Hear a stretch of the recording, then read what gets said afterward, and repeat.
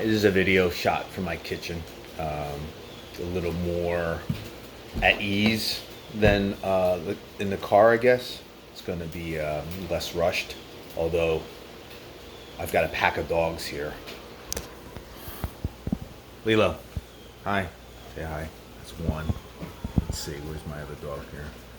My old dog there, Buddy, and the maniac there. That's my daughter's dog. The other two are Lilo is my ex's dog. Actually, I guess I've inherited him now. I guess that's part of the custody battle that I am saddled with that one. Buddy's been mine for about 14 years, so he's, as I say, I describe him. Tango, the crazy one, he's got PTSD, unfortunately, but we settled him down now. Picked him up from basically the junkyard. Lilo is got no social filter. The lab is just no social filter. My beagle buddy here has had a eating disorder since birth. He'll eat anything.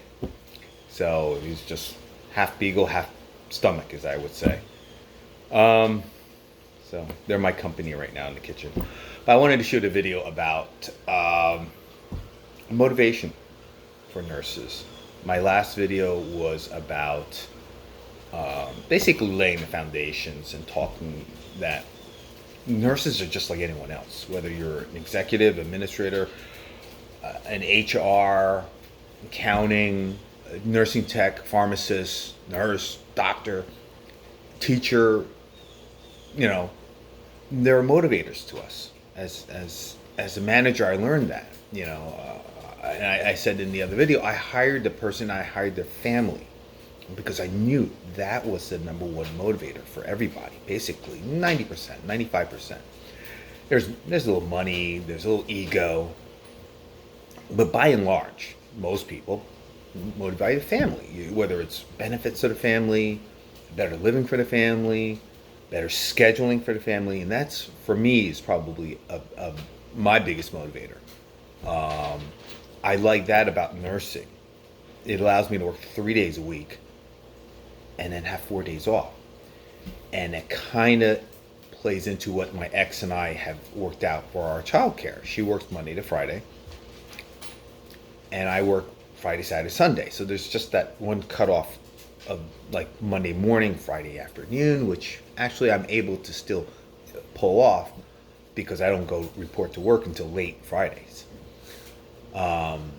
It's a job where no other job other than firefighting maybe really lets you do something like that. I have friends that are firefighters, and yeah, they report for work, but I believe it's not as regimented or flexible. Let's say flexible, not regiment. That's the wrong word.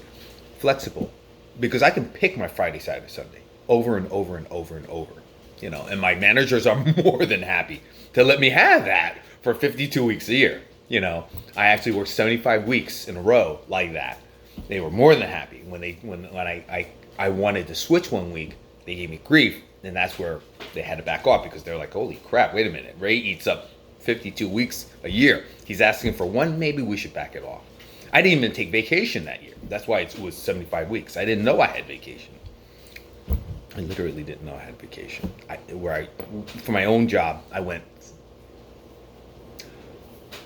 25, maybe 26 years without ever taking like multiple days off. Like I might take a Sunday off. I might take a weekend off, obviously, Monday, Friday, but literally went that long without ever not working. I mean, there were Christmas Eves, Christmases, Thanksgivings. I worked. It was my own business. I had to do it. So doing this stuff, it's a walk in the park. When people complain about scheduling, I'm like, oh yeah, try owning your own business. Totally different animal, right? So this schedule works for me very well. And that's a motivator. Whether it's making X dollars an hour, X dollars a year, vacations, medical, whatever, that scheduling is the make or break for me. If they said, no, you got to switch to Monday, Friday. That's why a lot of people say, oh, you should do inpatient, you should do this, whatever. I say, I can't. Not without running it through my ex, and we come together and make some kind of agreement on that. I can't do it. It's not possible. That's the line in the sand, and the line in the sand for me. And that's why I explained to my manager motivators. I didn't use myself as an example per se in that sense, but I gave some other examples. And I said, these are motivators. It doesn't cost you a single penny that you can use, not as a pressure point, but as a dangler, as an incentive. You know, it might not work so well for younger nurses because they don't understand life yet. No offense to the younger crowd, but I have a budding nurse here. She's still nursing school. She doesn't, and she's 23. She's already got her bachelor's. This is a second degree. She understands a lot of things, but she doesn't quite understand life like an older nurse, like most of my viewers and myself already know. That's just like paying your bills, putting on an envelope, addressing it. Some of this new generation, they don't know that. They don't know how to make a check. So explaining some of the benefits to them might be difficult in that sense, the family aspect. Their motivators are more probably ego and money. They're in that section there. Money being, whatever. 90%. I still apply that rule because they're still looking for their future, their family, their future family. Maybe their current family is a furry children, like I have these crazy maniacs here. I've seen that. I've seen people say that. I've seen people evidence. I say, I can't go to work. I don't have a dog sitter. I can't do this. That's their motivator. You have to find what motivates your crew, what motivates your potential crew, and cater to that. These videos are probably then more geared for management because I am being asked to sit in on some of these committees, and I think I will if I can. If it fits my schedule, I will. Because it is a industry-wide movement that we have to address the lack of nurses. It's beyond a critical point because critical means we could do something about it. You cannot do something about it now. I'm not throwing up the white flag. You have to learn that you've lost the battle. Now what do you do afterwards? There's still life afterwards. Things go on. It's going to be very tough. It's going to be painful. We didn't think we could go through COVID. We never thought about shutdowns and crap like that. We had to do it. Go back far enough, I'm sure the flu pandemic of, what was it, 1916, 1918, or whatever it was. Some of the people that still remember that, they were like, yeah, no, we did that. You have to do that. I think there was maybe 3 people. Come on, that was 110 years ago, 100 whatever years ago. But you are able to go beyond and have to adjust to the new norm. We're not going to have enough nurses. That's just plain and simple. Nurses don't come out of the, box, add water, and you get nurses. You need years of training. You're not going to get more doctors, and we're going to face a shortage there. That takes many years of training. I think I mentioned in another video, like, am I unionizing the nurses? Hell, I think the residents should be unionized. Every resident should be unionized because they're treated like shit.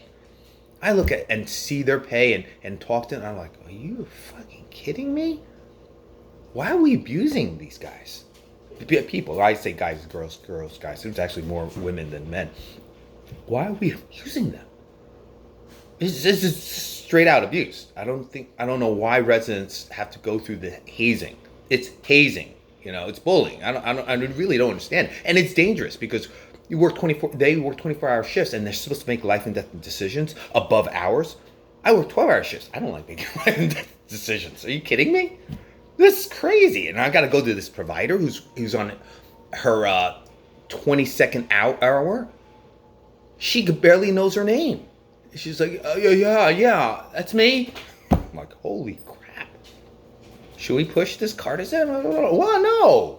I'm not going to ask her. So, it's crazy. I'm veering off the tracks right now. But motivations for nurses are the same as other people. We're people. Family, yes. Money, yes. Ego, but family. You know. I'm clarifying the last video, I guess. And you know, that's why I said this is going to be a series, and I don't expect a lot of viewers for it, but it's stuff I have to get out. I have to get out of my system. I have to vent this out, and coalesce my thoughts, because I am going to be sitting on committees for my organization, and we're going to be talking about this and how you're going to go forward. I'm not going to have any decision-making powers. Thank God for that. That would be insane. But hopefully they hear the little nuggets that I'm spewing forth here in those meetings. You know, I'm not going to put up my video. Forget it. I don't want any interactions there. But you know, I wouldn't say I'm panicking, but I've resigned. I even tell my daughter, I said, you're gonna work through a whole generation of shortages, and if they don't do anything about it, it's gonna get really ugly really fast and dangerous, because you cannot have too many patients under someone's care. It's just dangerous. So I hope you guys join us. I hope more of you guys join us. I hope a lot of people say, you know, I'm done with this. I want to become a nurse. Because it's not that far off from being a parent. And that's what people say, I can't do it. I say, you parent pretty well. Guess what? You could be a nurse. I equate that. It's not that far off, people. It's just a matter of being, you know, having the conviction to do it. You know, not everybody's cut out to be a parent. You know, don't get me wrong. You know, there's some people out there, I'm saying, I think I should take your child from you, because you're not capable of being a parent. Know many like that. So not everybody's ready to be a nurse, but probably you could be more people could be nurses than parents. You know, so definitely don't think twice. I hope this sways you into our tribe. I just want to lay it out there that this is the reality, that there is trouble finding motivation for nurses, trouble finding incentives for them. It's no trouble finding motivated nurses, because going that far, you are motivated. It's keeping them, it's enticing more to join us, because that's the thing. You need to get more into the industry. Okay, we don't have enough. All right, good luck. I'll probably follow this up with many more videos about this before I go back to talking about the daily BS. Good luck.